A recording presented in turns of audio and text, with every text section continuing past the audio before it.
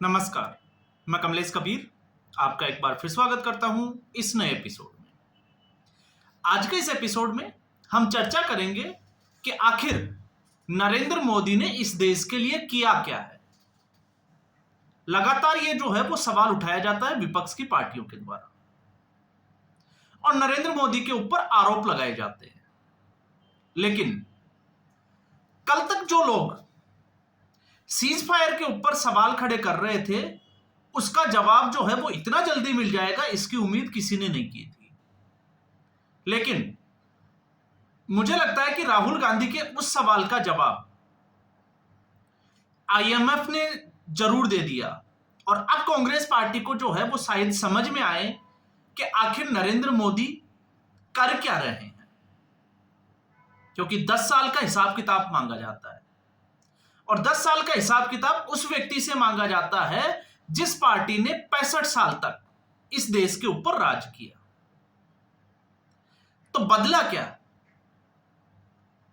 अगर आप आज के सिनेरियो में देखते हैं तो बदला यह कि 2014 से पहले जो पाकिस्तान आतंकवाद फैलाता था, निर्दोष लोगों की हत्याएं करता था और भारत दुनिया भर में डोजियर देता था और पाकिस्तान पूरी दुनिया भर में कश्मीर के मुद्दे को उठाता था। 2014 के बाद में पाकिस्तान आतंकवादी भेजता है और नरेंद्र मोदी पाकिस्तान के घर में घुसकर ठुकाई करता है। और अब तो स्थिति यह हो गई कि आप जम्मू कश्मीर को छोड़ दीजिए, पीओके की बात चल रही है। पहले भारत के कश्मीर की बात होती थी, अब पाक ऑक्यूपाइड कश्मीर की बात होती है और भारत पूरी दुनिया में पाकिस्तान को एक्सपोज करने के लिए पहुंचा हुआ है। यह भी पूरी देश और दुनिया देख रही है। और जब भारत परमाणु शक्ति होने के नाते भारत को ब्लैकमेल किया जाता था, उसका आप देखिए परिणाम कि 11 एयरबेस पाकिस्तान के किस तरीके से बर्बाद कर दिए गए और पूरी दुनिया भारत का लोहा मान रही है। किस लिए? मेड इन इंडिया की वजह से। तो इसलिए भले ही आज जो है वो कुछ भी कहें नरेंद्र मोदी के विरोध में, लेकिन जहां नरेंद्र मोदी की बात आती है क्या किया, तो आपने देखा होगा नीति आयोग की बैठक हुई। नीति आयोग की जब बैठक हुई, सभी राज्यों के आपको पता ही होगा मुख्यमंत्री पहुंचे थे। ममता बनर्जी, केरल के मुख्यमंत्री को छोड़कर 2-3 मुख्यमंत्री को छोड़कर सभी लोग पहुंचे थे और प्रधानमंत्री नरेंद्र मोदी की चाय की चुस्की लेते हुए और हंसी ठाके लगाते हुए वो पिक्चर्स भी आपने देखी होगी। लेकिन उसी वक्त नीति आयोग की उस बैठक में नीति आयोग के सीईओ बीआर सुब्रमण्यम, ये सुब्रमण्यम स्वामी की बात नहीं कर रहे जो अपने आप को इस देश का फाइनेंस मिनिस्टर बनने की इच्छा रखता था, देश की इकोनॉमी को बढ़ाने का काम करने की बात करता था। नहीं, ये उसके बिना हम बात कर रहे हैं, ये सुब्रमण्यम दूसरे हैं। और बीआर सुब्रमण्यम ने जो देश के सामने जो चीज रखी, मुझे लगता है आप सभी को पता तो चली गई होगी। भारत चौथी सबसे बड़ी अर्थव्यवस्था बन चुका है और चौथी जब अर्थव्यवस्था बन चुका है तो भारत की इकोनॉमी जो है वो 4.1 ट्रिलियन के आसपास जो है वो इस वक्त आ चुकी है। और ये आंकड़े भारत के नहीं है, ये आईएमएफ के हैं, क्योंकि आजकल सबूत गैंग बड़ी सक्रिय है जो हर किसी से सबूत मांगती है। और यह भी उस समय में जब कोविड के बाद में पूरी दुनिया महंगाई की मार झेल रही है। रशिया और यूक्रेन दोनों युद्ध में उलझे हुए हैं और बावजूद इसके भारत जो है वो अपनी इकोनॉमी को इस तरीके से, इस स्पीड के साथ में, जिसको आज पूरी दुनिया जो है वो वाइब्रेंट इकोनॉमी के नाम से कहती है। और उम्मीद यह जताई जा रही है कि आने वाले 2.5 से 3 साल में, क्योंकि इंडिया से अगर आगे देखें तो टॉप पे है अमेरिका, दूसरे नंबर पे चाइना और तीसरे नंबर पे जर्मनी। तो जर्मनी की इकोनॉमी जो है वो 4.7 ट्रिलियन के आसपास है और उम्मीद यह है कि जिस रफ्तार से इंडियन इकोनॉमी चल रही है तो आने वाले 3 साल में इंडिया की इकोनॉमी जर्मनी से आगे निकल जाएगी। तो यह है भारत की ग्रोथ और उनके गाल के ऊपर तमाचा। क्यों ऐसा मैं कह रहा हूं? क्योंकि जब नरेंद्र मोदी, आप फैक्ट से चेक करेंगे तो आपको अंदाजा होगा कि जब नरेंद्र मोदी 2014 में सत्ता में आए थे तो इंडिया की इकोनॉमी 2 ट्रिलियन थी और आज जो है वो 4 ट्रिलियन हो चुकी है। जस्ट डबल कितने साल में? 10 साल में। तो सवाल किससे पूछा रहना चाहिए? 65 साल वाले से या 10 साल वाले से? इसमें एक टेक्निकल पॉइंट्स पे जो है वो आप जरूर थोड़ा सा सोच सकते हैं, क्योंकि पॉइंट जो है वो कांग्रेस पार्टी भ्रम में जरूर डालती है, और वो ये है कि आबादी का बड़ा हिस्सा, क्योंकि जीडीपी में ह्यूमन रिसोर्सेज का बहुत बड़ा हाथ होता है। तो आप ह्यूमन रिसोर्सेज की भी बात करें तो ह्यूमन रिसोर्सेज 2014 से लेकर 2025 तक आबादी कितनी बढ़ी है?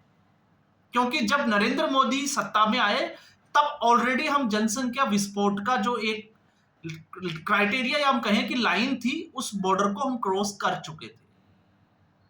तो पहले से ही जो है वो आबादी तो बढ़ी हुई थी, लेकिन फिर था इसमें सबसे बड़ी जो बात निकल कर आती है वो आती है दूरदृष्टिता। आपने देखा होगा पहले प्रधानमंत्री जो 2047 तक विकसित भारत की बात करता हो, इससे पहले किसी प्रधानमंत्री ने इस तरीके की कोई बात की हो? हालांकि अटल बिहारी वाजपेयी ने साइनिंग इंडिया का नारा जरूर दिया, लेकिन इसके अलावा आपने देखा होगा, और इससे भी बड़ी बात यह थी कि लगातार, और इसमें एक जो है वो फैक्टर काम नहीं करता। जो लोग कहते थे कि एयरलाइंस को बेच दिया, रेलवे को बेच दिया, अब आपको समझ में आएगा कि मोदी जो है वो मेड इन इंडिया की बात क्यों कर रहा था। आज जो युद्ध में भारत और पाकिस्तान की 3 दिन की एक छोटी सी लड़ाई हुई थी, आप सोच के देखिए कि उसका भी नुकसान भारत को नहीं हुआ। ये जो है वो सिर्फ और सिर्फ एक सोच का नजरिया है कि सरकार जो है वो इसको लेकर कैसे सोचती है। अब नुकसान से ज्यादा आप देखो कि इसका फायदा क्या हुआ। कोई भी देश युद्ध में जाता है उसका नुकसान तय है। आप मान के चलिए अगर भारत और पाकिस्तान के बीच में ये युद्ध लंबा चलता तो इसका असर भारत की इकोनॉमी पर पड़ता, लेकिन 3 दिन के छोटे से युद्ध में पाकिस्तान को और दुनिया को मैसेज दिया कि हम जो है वो सही टारगेट पे, क्योंकि हमारा निशाना आतंकवादी है, आतंकी ठिकाने हैं। और जब पाकिस्तान ने नापाक हरकत की तो फिर दुनिया को और पाकिस्तान को यह बताया कि अगर आप इस तरीके की कोशिश करोगे तो हम आपको, आपके एयरबेस को, आपकी एयरफोर्स को भी ठोकने में कोई जो है वो गुरेज नहीं करेंगे। और फिर उसके बाद में पूरी दुनिया में यह मैसेज जाना कि भारत के स्वदेशी हथियारों की ताकत क्या है, फिर चाहे वो आकाश सिस्टम, डिफेंस सिस्टम हो या फिर S-400 की ताकत हो। तो चाइना को, अमेरिका को, सबको पूरी दुनिया में एक्सपोज कर दिया, और आज भारतीय हथियारों की डिमांड वैश्विक जो बाजार है उसमें बढ़ती हुई नजर आ रही है। क्यों हुआ, कैसे हुआ, जरा अगर हम सोच के देखें तो हमें शायद जो है वो इस बात का अंदाजा लगेगा। तो हम बात बात में जो है इस देश में एक नई, जिसको कहें कि इकोसिस्टम तैयार हो रहा है कि हर बात में जो है वो नरेंद्र मोदी को गाली देना है, नरेंद्र मोदी को घेरना है। लेकिन हर फैसला जो है वो गलत नहीं होगा, नहीं होता, सॉरी। और जब हम बात करते हैं कि हर फैसला सही भी नहीं होता, तो नरेंद्र मोदी भी कोई भगवान नहीं है, उनके फैसलों में भी जो है वो गलतियां हो सकती है। लेकिन बात आती है नीयत क्या है, और नरेंद्र मोदी की नीयत आप जो है वो इसी से समझ सकते हैं। भले ही पार्टी विरोधी लोग या हम पार्टी विरोधी होकर कितनी ही गालियां दें, लेकिन जब बात आती है राष्ट्र प्रथम की, तब आपको अंदाजा लगेगा कि नरेंद्र मोदी इस वक्त क्या सोचते होंगे, उनकी सोच कहां तक है। और जब हम चैलेंज की बात करते हैं, आजकल एक नई तरीके से जो है वो घेरने की कोशिश की जाती है, और वो है भारत की कूटनीति, कि दूसरा देश जो है वो भारत के साथ खड़े क्यों नहीं होते। तो शायद इसका जवाब भी IMF ने दिया कि भारत जिस तरीके से उभरती हुई अर्थव्यवस्था बन रहा है, जिस तरीके से बन रहा है, उससे भारत के जो है वो चैलेंज बढ़ते चले जाएंगे। और उन चैलेंज में कौन कौन से चैलेंज भारत के सामने हैं? सबसे बड़ा चैलेंज है कि कोई भी पश्चिमी देश नहीं चाहेगा कि एशिया या ईस्टर्न जो कंट्री है वो उनकी इकोनॉमी ग्रो करे, इसलिए टैरिफ भी लगाएंगे और कंपनियों के ऊपर दबाव भी बनाएंगे। आपने देखा होगा डोनाल्ड ट्रंप जिस तरीके से आईफोन, एप्पल की जो कंपनी है, उसको लेकर जो बयान दिया, और टैरिफ वार जो है वो पहले से ही छेड़ रखी है। और उसके इसी का नतीजा है, आप समझने बैठोगे जापान की इकोनॉमी पीछे कैसे रह गई, तो उसका पीछे का कारण भी यही है, एक टैरिफ और दूसरा महंगाई। और भारत ने महंगाई को जो है जो यूरोपियन, रसिया और यूक्रेन के और कोविड के बाद में जो महंगाई बढ़ी, भारत ने उसको किस तरीके से कंट्रोल किया।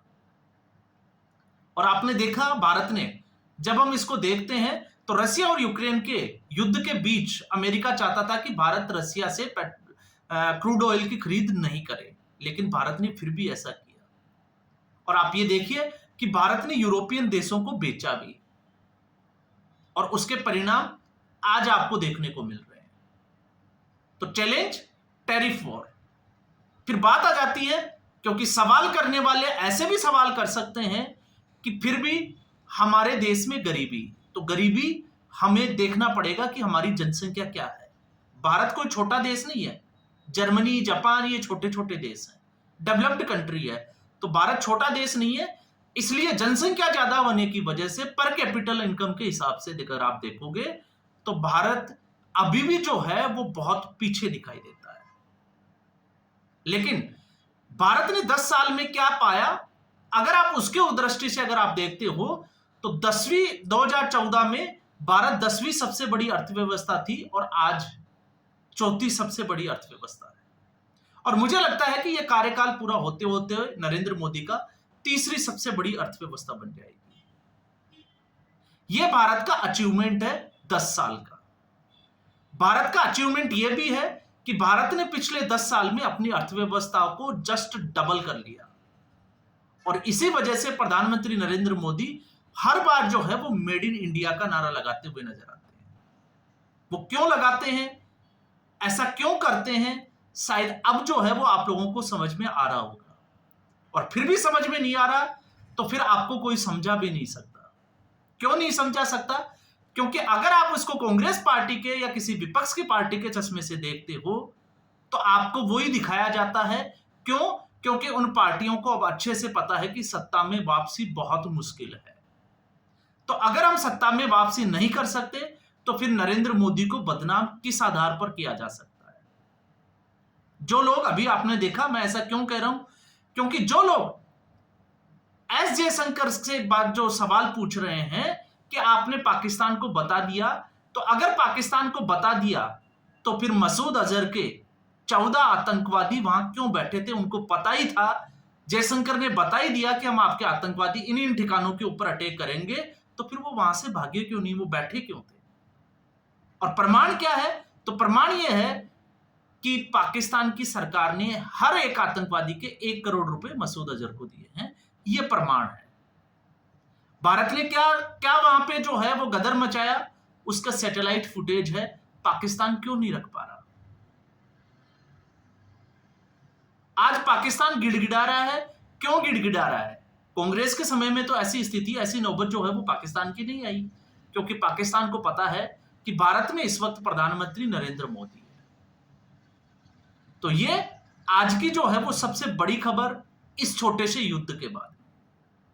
हो सकता है कांग्रेसी या किसी विपक्षी पार्टी के होने के नाते यह आपके लिए बहुत ही दुखद समाचार हो, लेकिन फिर भी इस देश के लिए एक बड़ी खबर है जिसकी सभी देशवासियों को बहुत बहुत शुभकामनाएं। तो आज के एपिसोड में बस इतना ही। उम्मीद करूंगा वीडियो एपिसोड आपको पसंद आया होगा। वीडियो को लाइक करें, शेयर करें, चैनल जरूर सब्सक्राइब करें। धन्यवाद।